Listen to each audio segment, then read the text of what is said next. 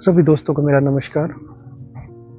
तो आज 20 दिसंबर 2025 है और 2025 बस ख़त्म ही होने वाला है। मैं हर साल एक वीडियो बनाता हूँ दिसंबर माह में और उसमें मैं बताता हूँ भाई ये साल मेरे लिए कैसा गया है। मेरे साथ क्या अच्छा हुआ, क्या बुरा हुआ। तो साल 2025 जो अब ख़त्म ही होने वाला है, इसकी शुरुआत जब हुई थी जनवरी में, शुरुआत काफ़ी ठीक रही थी मेरे लिए। जनवरी का महीना था, मैं और मेरा दोस्त राम अवतार था, जो हम गए थे माँ वैष्णो देवी पर, जम्मू कटरा बाई ट्रेन हम गए थे और काफ़ी अच्छा हमारा वो टूर रहा था। लेकिन उसके बाद उससे अगले ही महीने में एक ऐसी घटना हुई और जो मेरे और मेरे परिवार के लिए कभी ना ख़त्म होने वाला वो दर्द दे के गई। वो महीना फरवरी का था। 10 फरवरी को मेरे फादर थे वो एक्सपायर हो गए, हार्ट फेल हो गया था उनका। उस सदमे से हम निकले भी नहीं थे। तो अप्रैल के महीने में अर्पित जो मेरा बेटा है उस पर एसिड गिर गया था और वो अभी तक वो निशान है उसके। यहाँ जब तक ऑपरेशन नहीं करा लूँगा वो जाएंगे भी नहीं। तो वो दो दर्द जो है इसी साल में कभी भी, जब तक मैं जीऊँगा मेरे तो मतलब सीने में रहेगी वो दर्द हमेशा। वो कभी ना ख़त्म होने वाले दर्द इसी साल में मुझे मिले। उसके बाद फिर जून का महीना आया और जून के महीने में मुझे बहुत सारे लोग जानते हो कि मेरा स्टार कंप्यूटर एजुकेशन भी है। लगभग 19-20 साल मुझे उसी एक ही जगह पर, बीकानेरी चौक है जो झज्जर में, वहाँ पर हो गए थे। और मेरी जॉब में आने से पहले मेरा जो मुख्य रोजगार का जो साधन था वो भी मेरा वो कंप्यूटर सेंटर ही था। और मेरी जो पहचान है आज समाज में, लोगों के बीच में, झज्जर शहर में, उसका भी आप एक मुख्य कारण जो है मेरे स्टार कंप्यूटर को ही मान सकते हो, क्योंकि लोग पहले मुझसे वहीं से जुड़ना स्टार्ट हुए थे। उसके बाद 2013 में मैं जॉब में आया था, तो वो सफ़र मेरा बाद में शुरू हुआ है।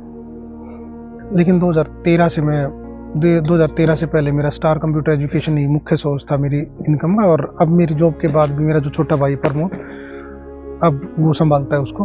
तो हमारे परिवार का एक मुख्य जो सोर्स ऑफ इनकम, वो हमारा वो कंप्यूटर सेंटर ही था।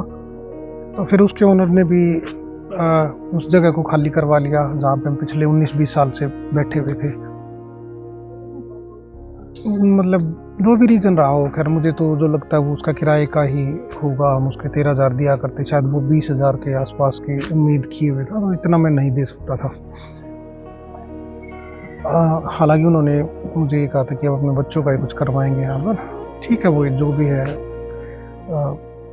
मैं उसको दोष नहीं दे रहा हूँ किसी चीज़ के लिए। इस साल ही ख़राब था एक्चुअली मेरे लिए। तो जो भी चीज़ें ठीक मेरे अनुसार हो ही नहीं रही थी, एक के बाद एक चुनौतियाँ। पर मेरे जो फादर अब नहीं हमारे बीच में, वो हमें सिखा गए थे कि अकेला कैसे सरवाइव करना है और चुनौतियों का कैसे सामना करना है। वो बहुत अच्छे से हम परिवार के सारे जितने भी मेंबर हमारे, सभी को निकाल चुके हर चीज़ के अंदर से। वो बार बार सिखाते थे, बैठाते थे अपने पास में। उनका समझाने का तरीका थोड़ा अलग था, वो गुस्सा करते थे, पर अब याद आती हैं सारी बातें कितनी सटीक होती थी। तो जब वो जून में हुआ कि भाई अब ये भी बदलना पड़ेगा सेंटर भी, तो थोड़ा सा मैं दबाव महसूस कर रहा था कि सारी चीजें मेरे ऊपर ही क्यों आन पड़ी। मतलब एकदम से एक के बाद एक, मतलब कुछ ठीक हो ही नहीं रहा था। और ये चीज भी होती है, आप में से बहुत सारे लोगों के साथ हुई होगी, एक बार जब बुरा समय आता है ना, तो मतलब एक के बाद एक वो आपके साथ बुरा ही होता चला जाता है। लेकिन खैर मेरे दिमाग में ये चीजें भी थी कि भाई हिम्मत नहीं हारनी है किसी को भी, परिवार के किसी सदस्य को भी। क्योंकि बुरे समय की एक खास बात है और अच्छे समय की भी कि वो टिकते नहीं है। आपका अगर बुरा समय है तो वो सदा के लिए बुरा नहीं रहेगा। दिन बदलते हैं और दिन बदले। अच्छा समय भी है तो इंसान को ना उसमें ज़्यादा सा अपने आप को हवा में नहीं उड़ना चाहिए। अगर आपका अच्छा समय चल रहा है तो उसमें भी आपको विनम्र जो है वो बने रहना ही सही रहता है, क्योंकि वो अच्छा समय भी हमेशा के लिए नहीं रहता है। तो ज़्यादा जो परेशानी थी वो जून तक रही थी, फिर उसके बाद से तो चीज़ें धीरे धीरे करके नॉर्मल होती चली गई। अब दिसंबर में मैं बैठा हूँ आप लोगों के साथ यहाँ पे आपसे बातें कर रहा हूँ, तो लगभग सारी चीज़ें ठीक हो गई है, वापस पटरी पर आ गई है। बस जो चीज़ ठीक नहीं हो सकती और जिसकी कभी कमी पूरी नहीं हो सकती वो मेरे फादर साहब हैं जो हमें छोड़ के चले गए।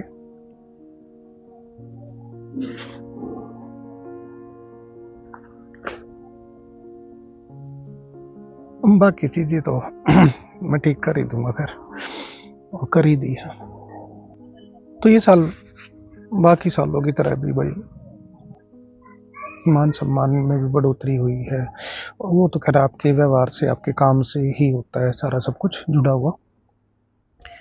तो जिम्मेवारी भी बढ़ गई, अब लोगों की एक्सपेक्टेशन भी बढ़ जाती है, अब आपका सर्कल बड़ा होना स्टार्ट हो जाता है, लोग आपसे उम्मीदें भी रखना शुरू कर देते हैं, और लोगों की उम्मीदों पर खरा उतरने के लिए आपको दिन रात मेहनत करनी पड़ती है। तो वो मेहनत करने से मैं कभी पीछे हटा ही नहीं हूँ कभी भी। तो 2026 से यही उम्मीदें हम लगाए बैठे हैं कि भाई मेरे लिए, मेरे परिवार के लिए, और बल्कि सबके लिए मैं तो हमेशा ही परमपिता परमात्मा से ये दुआ करता हूँ कि सभी की जीवन खुशहाल रहे, अच्छे रहे, वो अपने परिवार के साथ आबाद रहे। मैं 2025 में भी जब राम अवतार के साथ गया था माँ वैष्णो देवी पर, तब भी मैंने यही दुआ की थी कि भगवान मतलब मेरा देश आबाद रहे, मुझसे जुड़े हुए जो लोग हैं, मेरे आसपास जो लोग हैं, वो सारे खुश रहे, हमेशा खुशियाँ उनके घर आए। तो अब यही एक उम्मीद है कि 2026 आप सबके जीवन में बहुत बहुत सारी खुशियाँ लेके आए, जिसकी जो भी ख्वाहिश है, जिसने जो भी भगवान से मांगा है, उसकी हर वो ख्वाहिश जो हो पूरी हो। बाकी जीवन इसी का नाम है, यहाँ चलते रहना होता है, रुकना तो होता है ही नहीं। तो इसी आशा के साथ कि 2026 आप सबका बहुत अच्छा जाए, और 2025 को हम अलविदा कहते हैं। आप सभी को मेरी नमस्कार। जय हिंद, जय भारत।